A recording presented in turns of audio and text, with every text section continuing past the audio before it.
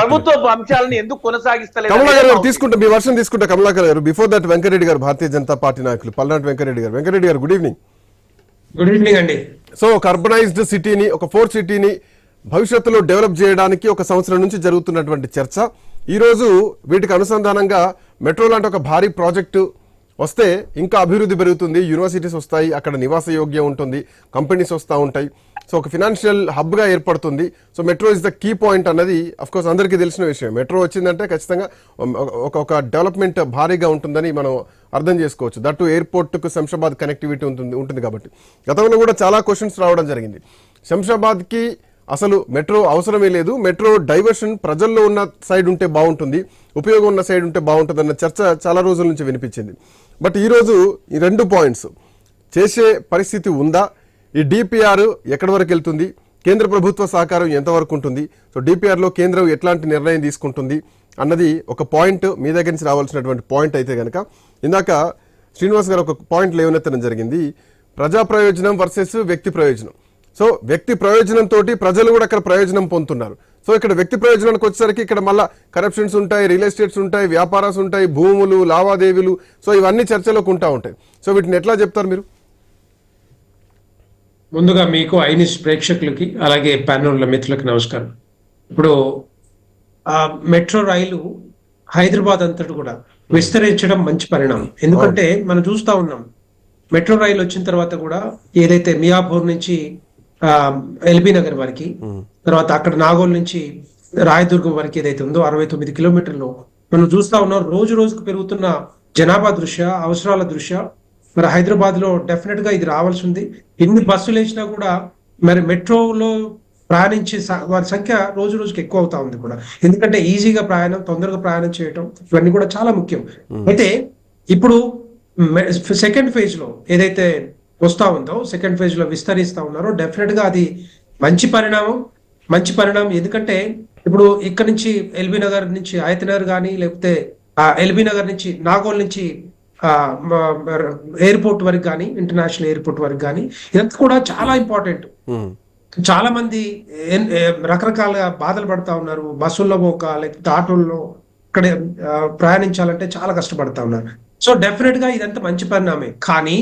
కానీ ఈవెన్ ఈ రోజు ఏదైతే మళ్ళా నిన్న రేవంత్ రెడ్డి గారు ఏదైతే ఇక్కడ నుండి జేబీఎస్ నుంచి మేడ్చల్ కానీ, లేకపోతే షామీర్పేట కానీ, ఇవన్నీ కూడా డెఫినెట్ గా విస్తరించాల్సిందే. ఎందుకంటే హైదరాబాద్ అంతా కూడా ఔటర్ రింగ్ రోడ్ అవతల వైపు మొత్తం కూడా విస్తరిస్తా ఉంది. జనాభా అవసరాల దృష్ట్యా డెఫినెట్ గా. హైదరాబాద్ ఈ ఉత్తరాది మెట్రో ఏదైతే ఉందో, ఈ వర్క్స్ ని మొత్తం కూడా సెకండ్ ప్రియారిటీలో పెట్టడం జరిగింది. సో వెంటనే దీన్ని ఫస్ట్ ప్రియారిటీలో పెట్టాల్సినటువంటి అవసరం ఉంది. గతంలో కూడా కేంద్రంతో సంబంధం లేకుండా కేంద్రం ఇవ్వకపోతే పరిస్థితి ఏంటి, సో చేతులు ఎత్తేస్తారా అన్నటువంటి ప్రశ్నలు కూడా వినిపిస్తున్నాయి.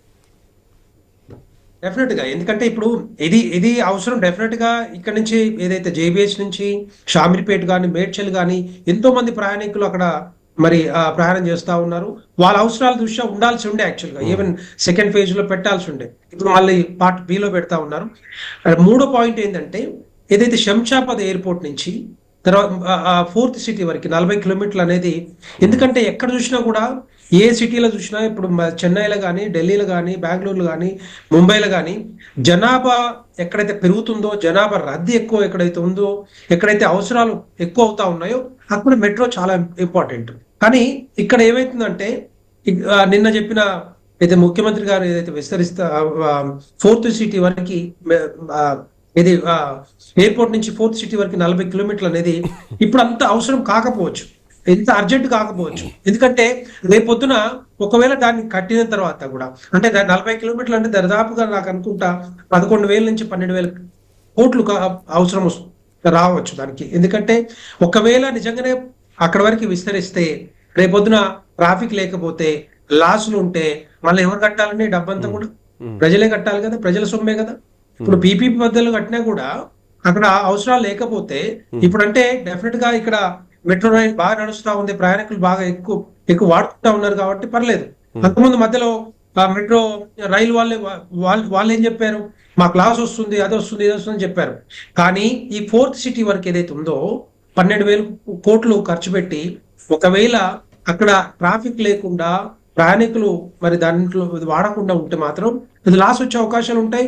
ఆ డబ్బంతా కూడా మళ్ళా రాష్ట్ర ప్రభుత్వమే కట్టాలి కదా, రాష్ట్ర ప్రభుత్వం నుంచే డబ్బు పోతుంది కదా అంతా కూడా. Right. నేనేమంటున్నా అంటే దానికి ఇప్పుడే ఇమ్మీడియట్ కాకుండా ఎప్పుడైతే అవసరాలు ఉంటాయో ఆ అవసరాలు తగ్గట్టుగా విస్తరించాలి. కానీ ఇప్పుడు అంటే ప్రజా ప్రయోజనాల కోసమో లేకపోతే వ్యక్తి ప్రయోజనాల కోసమో ప్రజా ప్రయోజనాలు కాకుండా వ్యక్తి ప్రయోజనాల కోసం పోతే మాత్రం డెఫినెట్ గా అది రాష్ట్ర ప్రభుత్వానికి తెలంగాణ రాష్ట్ర ప్రజలకే లాస్ ఉంటుంది తప్పితే దాంట్లో ఇంకేం ఉండదు. ఎందుకంటే ఇప్పుడు ఇంకా రోడ్లే కాలేదు, అక్కడ మెయిన్ ఫోర్త్ సిటీ వరకు రోడ్లే వేయలేదు. ఇంకా రోడ్లు ఎప్పుడు వేస్తారు, ఆ రోడ్లు వేసిన తర్వాత నెక్స్ట్ పార్ట్ మళ్ళీ ఆలోచించవచ్చు కదా, థర్డ్ ఫేజ్ లో పెట్టవచ్చు కదా దాన్ని.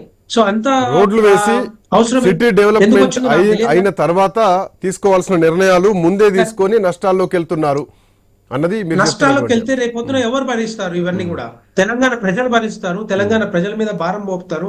పన్నులు కట్టేది మనమే, మళ్ళా మన డబ్బంతా కూడా వృధాగా ఖర్చు అయ్యే అవకాశాలు ఉంటాయి.